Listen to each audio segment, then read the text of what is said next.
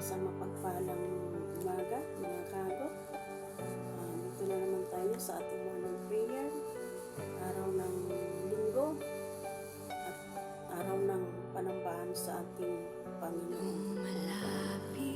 Basa po muna tayo ng salita ng Diyos dito sa Santiago chapter 2 verse 8. Sabi niya rito, mabuti ang inyong ginagawa kung tinutupad ninyo ang kaupusang binibigay ng Diyos na nasasaad sa kasulatan. Ibigin mo ang iyong kapwa gaya ng iyong sarili. Kaya ba natin yung mga kaagot?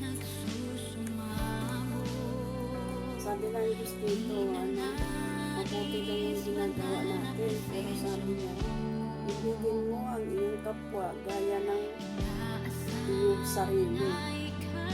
At kung may kaaway ka, kaya mo kayang ibigin mga kaagot. Napakabuti ng Diyos talaga, no? Minsan yung ayaw pa natin, yun pa yung pinapabasa sa atin ng Panginoon, no? Lalo dito sa salita niya. Sabi niya dito ng mga pilosopo, tama ba pag binato mo daw ng bato-bato yung rin yung bato, pero mali po yun mga kaagot. Sa mga Christian naman, sabi nila pag binato ka daw ng bato, batuhin mo ng pandesal o tinapay. Napakabuti ng Diyos na kahit ganito hindi magperpekto ang tao, pero mabuti ang Diyos sa buhay natin mga kaagot dahil pinapaalaala, pinapabasa, pinapakita niya sa atin ang kanyang kabutihan sa pamamagitan ng kanyang mga salita dito sa Bible mga kaagot. Bagamat paiksi lang, pero salamat sa Lord dahil yung mga salita niya ay ibibigay ito ng tulong sa atin upang paggawa tayo ng tama sa ating kapwa. Katulad nito na perfecto ang buhay, pero huwag natin kailangan ng agad na tayo makagawa ng bagay na hindi tama na pagsisisihan natin sa bandang huli mga agad. Pagkaroon natin ng ating sarili, kontrolin, magkaroon tayo ng kababaan loob, hinimit tayo ng gabay at pagbibay sa ating Panginoon. Mga kaagot, salamat sa kanyang mga salita dahil ito patuloy na pinapaalaala sa atin. Yung lamang mga kaagot, ang salita ng Diyos na igsigla ng verse o paliwanag, salamat sa Panginoon dahil hindi na tayo pinapabayaan sa mga oras na ito. Pag-pray natin mga kaagot kung tayo man ay nagkaroon ng hindi pagkaunawaan sa ating kapwa, either may mga nagalit sa atin, kagalit natin mga kaagot. Pag-pray natin sila na naway na linawan ang kanilang mga puso at isip na yung mga bagay na yung nagawa nila sa kanilang kapwa din mga kaagot. Hindi na tayo mga kaagot. Manal at pakilang Diyos ang mga kapanahan sa mga Panginoon, lagasan mo pagkasalamat sa mga ganitong sa salamat sa biyaya kapag sa mga Panginoon. At masama pa rin ang panahon Lord sa mga oras na ito, patuloy ang pakilang dito sa lugar namin sa mga Panginoon. Ngunit lagos ang sasalamat namin sa inyong biyaya na patuloy mo kami iingatan sa buhay ka namin. Dalahin ko na sa mga Panginoon. Sa buhay namin Panginoon Lord Jesus, na ikaw ang Panginoon kami Lord sa lahat ng bagay, sa lahat ng aming mga pinabalak, desisyon, pag-iisipin sa iyo ang kapagpapayan ng sabi mo dito Diyos ay sa isang itaas. Kung ibigin namin ang aming kapwa ang higit pa sa aming sarili Panginoon.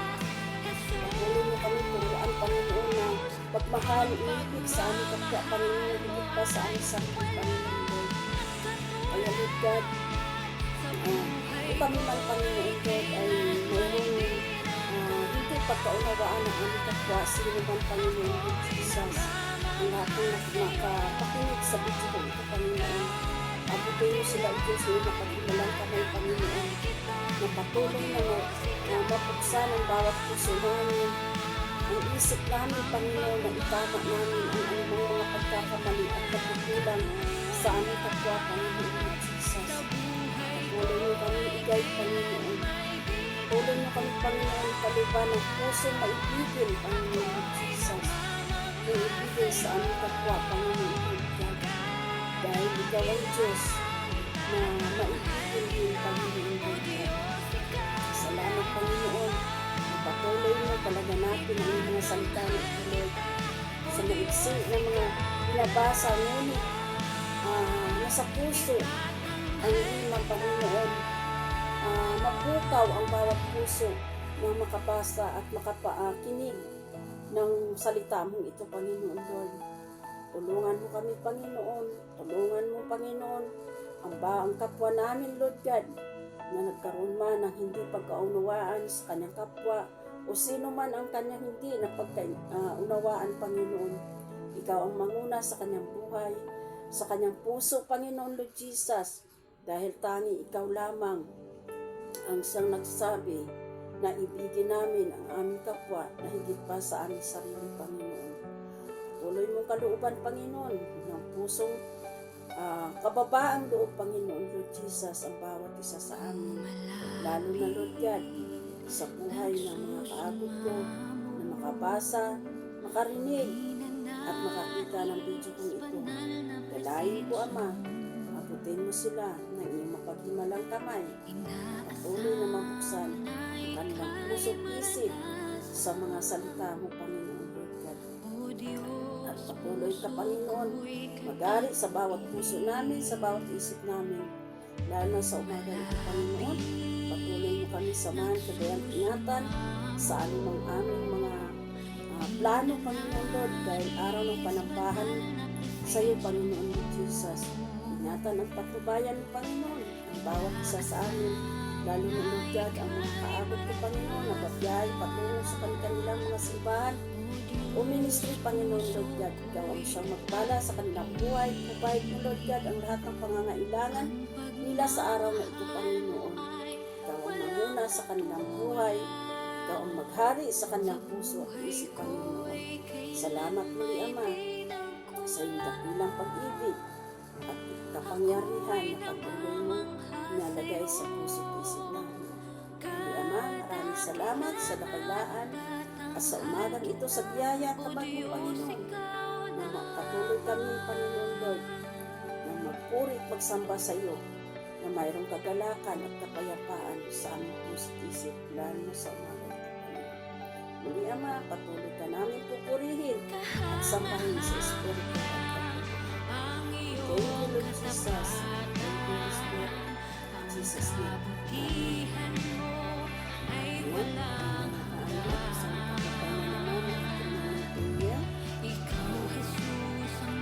Ikaw ang siyang magpala sa buhay namin, Panginoon, at sa mga kaabot mo. Patuloy namin tayo, umasa manalig ng panataya sa ating Panginoon.